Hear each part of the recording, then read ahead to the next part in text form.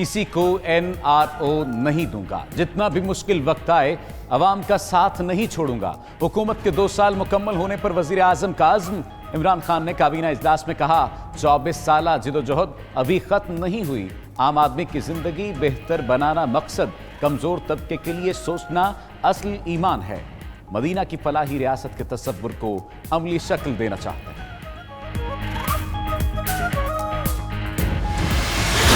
کپتان جو ہے نا وہ کریز پہ سیٹل ہو گئے ہیں اور اب لمبی اور پروڈکٹیو اننگز کھیلنے کے لیے تیار ہیں۔ انشاءاللہ تعالی پاکستان کو ادھر سے آگے بہت اور بہتری کے دن نظر آئیں گے۔ جو وقت تھا وہ کافی جدوجہد کے بعد ہم نے اس پہ قابو پایا، اب ہمارا اچھا وقت شروع ہو چکا ہے۔ کپتان کریز پر سیٹ، لمبی اننگ کھیلنے کو تیار۔ حکومت کے 2 سال مکمل ہونے پر وفاقی وزراء کی پریس کانفرنس۔ اسد عمر بولے دوسروں کو ساتھ لے کر چلنے کے لیے NRO نہیں دے سکتے۔ شبلی فراز نے کہا عمران خان نے دائیں اور بائیں بازو کی سیاست کو اچھے اور برے کی سیاست میں بدلا، قابو پا لیا، اچھا وقت شروع ہو چکا۔ ترقی کی راہ پر ڈالا، حفیظ شیخ کہتے ہیں اخراجات کم کیے، برآمدات بڑھائیں، ٹیکس نظام بہتر کیا، 5000 ارب کا ماضی کا قرض واپس کیا۔ شاہ محمود بولے 2 سال میں دنیا میں پاکستان کا مثبت امیج اجاگر ہوا، بڑی کامیابی ہے۔ جھوٹ اور یو ٹرن میں عمران خان اور حکومت کے 100 میں سے 100 نمبر ہیں۔ نون لیگ کی ترجمان مریم اورنگزیب کہتی ہیں ڈیل کرنا ہوتی تو لیگی رہنما جیلوں میں نہ ہوتے۔ پیپلز پارٹی کی نفیسہ شاہ کہتی ہیں PTI نے ملک کو قرضوں دیا۔ مولا بخش چانڈیو نے کہا یہ سقراط نہیں انہیں بتائیں خوشحال پنجاب اب کیسے ہو گیا۔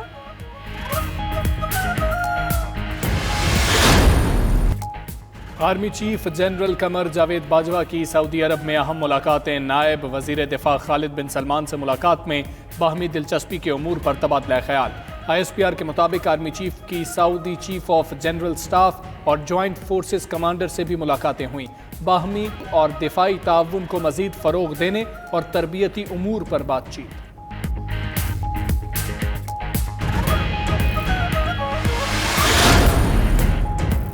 چینی انکوائری کمیشن کیس میں شوگر میلز مالکان کی انٹرا کورٹ اپیلیں مسترد۔ اسلام آباد ہائی کورٹ نے چینی انکوائری کی کمیشن رپورٹ درست قرار دے دی۔ تفصیلی فیصلے میں قرار دیا شوگر میلز کی اپیل میرٹ پر پوری نہیں اترتی۔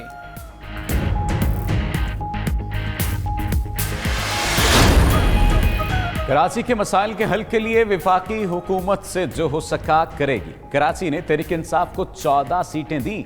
شبلی فراز کہتے ہیں پیپلز پارٹی نے ہے کہ اگر آدھا پیسہ بھی کراچی پر لگا دیں تو تمام مسائل حل ہو جائیں گے۔ ادھر صدر عارف الوی سے خرمشیر زمان کی ملاقات، کراچی کے مسائل پر گفتگو۔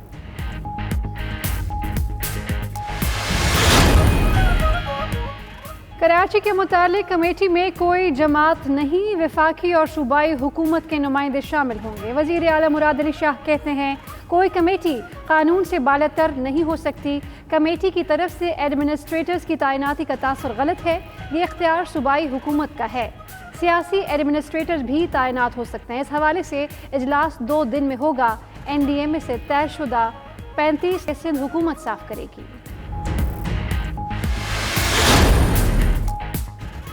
MQM پاکستان کا کراچی کے مسائل پر کراچی کانفرنس کے نام سے APC بلانے کا اعلان۔ خواجہ اظہار کہتے ہیں جب بھی کراچی کے مسائل پر بات کریں MQM صرف کراچی نہیں بلکہ ملک بھر میں مزید صوبوں کی بات کرتی ہے۔ یہ ایجنڈا APC میں بھی شامل کریں گے۔ وفاق سے مہائی سندھ حکومت کی الیکشن مہم ہے۔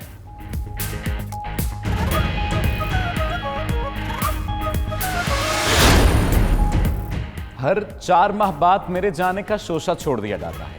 وزیر اعلیٰ پنجاب کہتے ہیں نیب کے سوالات کے جوابات چینلز پر آ گئے، ہمیشہ قانون کے مطابق فرائض ادا کیے۔ راولپنڈی میں بھی سیف سٹی پروجیکٹ شروع کریں گے۔ عثمان بزدار کا راولپنڈی اسلام آباد ڈبل ڈیکر بس سروس کا افتتاح۔ اسد قیصر اور پرویز خٹک سے ملاقات بھی کی۔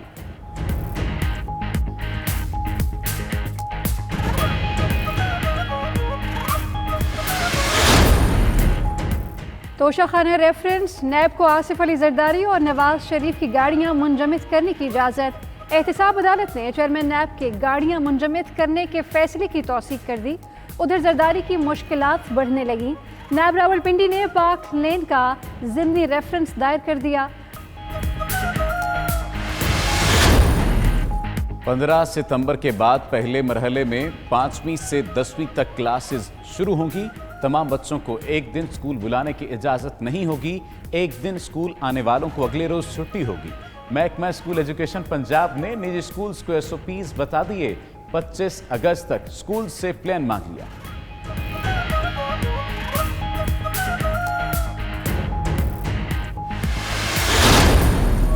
ICC की नई टेस्ट रैंकिंग, बाबर आजम दोबारा टॉप 5 में शामिल। एक दर्जा तरक्की पाकर 5वें नंबर पर आ गए। बाउलर्स की फहरिस्त में मोहम्मद अब्बास की 2 दर्जे तरक्की 8वीं पोजीशन पर बराजमान हो गए।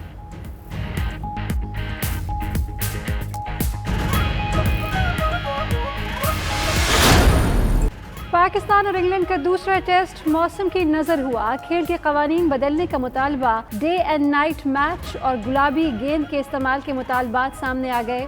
जो रूट कहते हैं 5 दिन में सिर्फ 134.3 ओवर्स का खेल होना की बात है।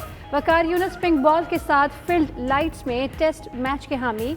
मिसबाउल हक ने टेस्ट में पिंक बॉल के इस्तेमाल की मुखालफत कर दी, जिसमें कि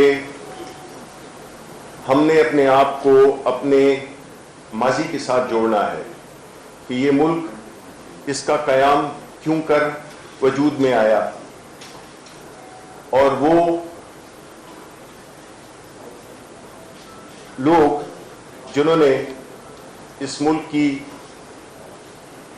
तख्लीक में एक बुनियादी सोच रखी, जो कि अल्लामा इकबाल के अलाहाबाद के खुतबे से पता चलती है, और वो थी कि इस मुल्क की बनाने की ज़रूरत इसलिए महसूस हुई बिकॉज़ अल्लामा इकबाल ये समझते थे कि मुत्तहिदा हिंदुस्तान में, उस वक्त के मुत्तहिदा हिंदुस्तान में मुसलमानों की क्या, उनका मुस्तकबिल क्या हो सकता है, उनका सियासी मुस्तकबिल क्या हो सकता है, उनका सकाफती मुस्तकबिल क्या हो सकता है। उनकी 2 नुकात जो कि इस खुतबे का एक निचोड़ है, वो था कि अपनी सियासत और अपनी सकाफत। अब जोग्राफियाई तौर पे तो हमने इस मुल्क को हासिल कर लिया, लेकिन नज़रियाती तौर पे हम उन उसूलों पे अपनी इमारत खड़ी नहीं कर सके। हमें अपने जो बुनियादी रुकन थे उनसे हमें जोड़ना होगा, और इस जोड़ने के लिए हमारी खुशकिस्मती ये हुई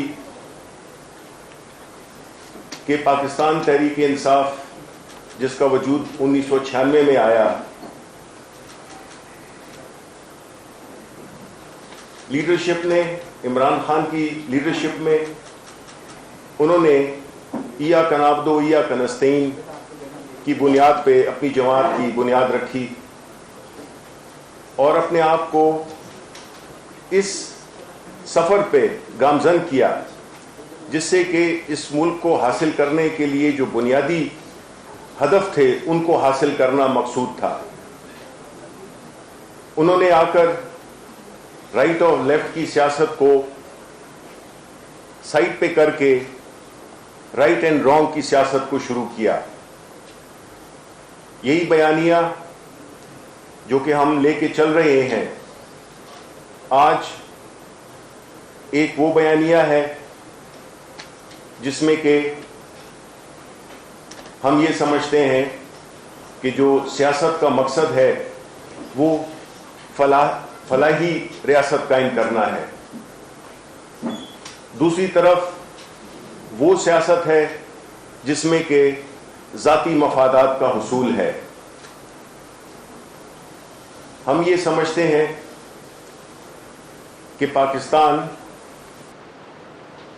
का जो मुस्तकबिल है वो इसी से जुड़ा हुआ है कि हम इस मुल्क के बुनियादी मकासद کو اپنا ہدف بنائیں.